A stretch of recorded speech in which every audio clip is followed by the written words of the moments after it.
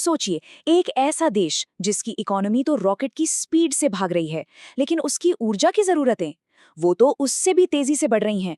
भारत आज ठीक इसी दुविधा का सामना कर रहा है, और इस विशाल चुनौती से निपटने के लिए सरकार एक ऐसा दाव चल रही है जो भारत के ऊर्जा के भविष्य को शायद हमेशा के लिए बदल सकता है। तो यहीं पर वो सबसे बड़ा सवाल खड़ा होता है। भारत अपने करोड़ों लोगों और इस फलती फूलती इकोनॉमी के लिए 24 घंटे बिजली कैसे सुनिश्चित कर सकता है, और वो भी बिना पर्यावरण को और ज्यादा नुकसान पहुंचाए। देखिए, ये सिर्फ एक तकनीकी सवाल नहीं है, ये भारत के भविष्य की नींव का सवाल है। और इस बड़े सवाल का सरकार का जवाब है शांति विधेयक। ये सिर्फ एक और कानून का मसौदा नहीं है, ये एक ऐसा प्रस्ताव है जिसने ऊर्जा विशेषज्ञों, पर्यावरणविदों और राजनेताओं के बीच मानो एक तूफान खड़ा कर दिया है। आज हम इसी तूफान के केंद्र में उतरेंगे और पता लगाएंगे कि आखिर ये इतना विवादास्पद क्यों है। तो चलिए आज इसी की परतें खोलते हैं। हम शुरुआत करेंगे ये समझने से कि शांति बिल असल में है क्या, फिर सरकार के तर्कों को जानेंगे। इसके बाद हम इसके सबसे पेचीदा हिस्सों यानी लायबिलिटी और ओवरसाइट की पड़ताल करेंगे, विपक्ष की चेतावनियों को सुनेंगे और आखिर में इस पूरी बहस के केंद्र में जो दुविधा है उसे समझने की कोशिश करेंगे। तो सबसे पहले ये समझते हैं कि आखिर ये शांति बिल है क्या। देखिए, ये सिर्फ एक कानून नहीं है, बल्कि भारत की परमाणु नीति में एक बहुत बड़ा, एक बुनियादी बदलाव है। इसका पूरा नाम है sustainable harnessing and advancement of nuclear energy in India, या शॉर्ट में कहें तो शांति। सीधे और सरल शब्दों में ये बिल भारत के न्यूक्लियर पावर सेक्टर में प्राइवेट और विदेशी कंपनियों के आने का रास्ता खोलता है। इसका मतलब ये हुआ कि nuclear power corporation of India limited यानी NPCIL का जो दशकों पुराना एकाधिकार था वो अब खत्म हो जाएगा। लेकिन एक मिनट, यहाँ एक बहुत जरूरी बात है समझने वाली। ये पूरी तरह से प्राइवेटाइजेशन नहीं है। सरकार बागदौड़ पूरी तरह से नहीं छोड़ रही है। यह एक पब्लिक प्राइवेट पार्टनरशिप मॉडल है। सरकार न्यूक्लियर प्लांट्स की सबसे संवेदनशील गतिविधियों पर 51% का मेजॉरिटी कंट्रोल बनाए रखेगी, जबकि प्राइवेट कंपनियों को 49% तक की हिस्सेदारी की इजाजत होगी। तो सवाल ये है कि प्राइवेट कंपनियों के लिए दरवाजे खुल कहाँ रहे हैं?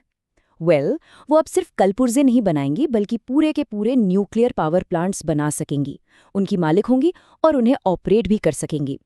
इसके अलावा न्यूक्लियर फ्यूल बनाने से लेकर रिसर्च और डेवलपमेंट तक लगभग हर वो एरिया जो पहले पूरी तरह से सरकारी कंट्रोल में था, अब प्राइवेट भागीदारी के लिए खुला हो। चलिए, अब ये समझते हैं कि सरकार को आखिर इस इतने बड़े बदलाव की जरूरत महसूस क्यों हुई। इस परमाणु सुधार के पीछे सरकार का तर्क क्या है? सरकार के पास इसके लिए कई मजबूत तर्क हैं। सबसे बड़ा है एनर्जी सिक्योरिटी। सोचे, सोलर पावर रात में काम नहीं करती और विंड पावर तब काम नहीं करती जब हवा न चले, लेकिन न्यूक्लियर पावर ये 24/7 लगातार बिजली दे सकती है। इसे एक्सपर्ट्स कहते हैं बेस लोड पावर, मतलब हमारे पावर ग्रिड की रीढ़ की हड्डी। ये न सिर्फ कोयले पर हमारी भारी निर्भरता कम करेगा, बल्कि 2070 तक नेट जीरो एमिशन के हमारे बड़े लक्ष्य को पाने में भी मदद करेगा। और हाँ, ये अमेरिका और फ्रांस जैसे देशों के साथ जो बड़ी बड़ी न्यूक्लियर डील्स अटकी पड़ी हैं, उन्हें भी दोबारा जिंदा कर सकता है। अब हम आते हैं इस बिल के सबसे, कह सकते हैं, विवादास्पद हिस्सों पर। बात पैसे और पावर की। खास तौर पर हम दो बड़े बदलावों पर फोकस करेंगे। पहला, अगर कोई न्यूक्लियर हादसा होता है तो हर्जाना कौन भरेगा, जिसे कहते हैं देयता यानी लाइबिलिटी।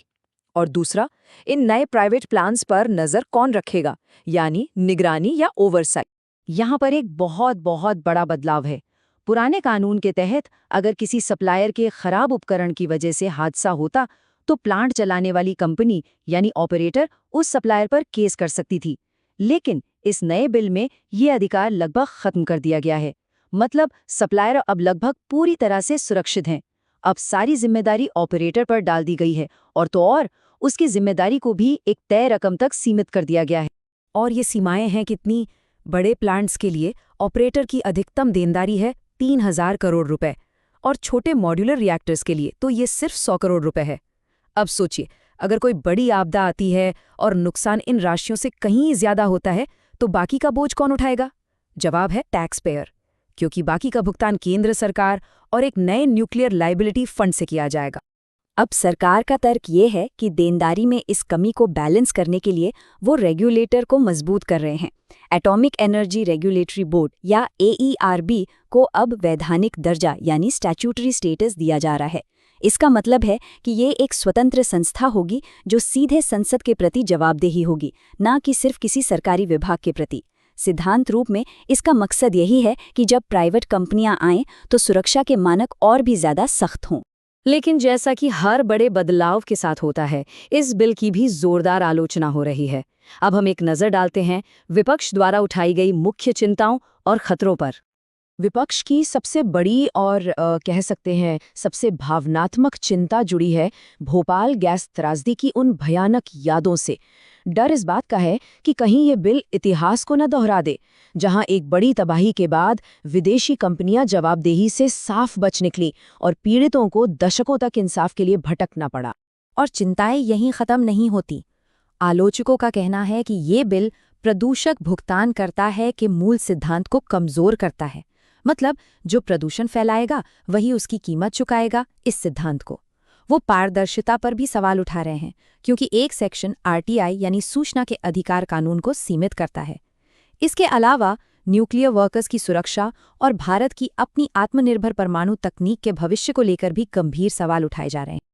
और ये समझने के लिए कि प्रस्तावित देनदारी की सीमाएं कितनी कम हो सकती हैं, जरा फुकुशिमा हादसे को देखिए। वहां हुए नुकसान की कुल लागत शांति बिल में दी गई अधिकतम सीमा से 700 गुना ज्यादा थी। ये चौंकाने वाला आंकड़ा आलोचकों के उस डर को और मजबूत करता है कि अगर कोई बड़ी आपदा हुई तो ये मुआवजा ऊंट के मुंह में जीरे जैसा हो। तो ये सब हमें इस पूरी बहस के केंद्र में ले आता है, जो कि एक बुनियादी दुविधा है। ये दुविधा है देश की ऊर्जा जरूरतों और नागरिकों की सुरक्षा और कंपनियों की जवाबदेही के बीच एक सही संतुलन बनाने की। ये स्लाइड एक तरह से पूरी बहस को एक तराजू पर रखती है। एक पलड़े पर है प्रगति का दबाव, हमें ज्यादा ऊर्जा चाहिए, 24/7 बिजली चाहिए और एक स्वच्छ भविष्य का वादा है। और दूसरे पलड़े पर है सावधानी का भार, नागरिकों की सुरक्षा, कंपनियों की जवाबदेही और ये पक्का करने का सिद्धांत कि गलतियों की कीमत आम आदमी न चुकाए।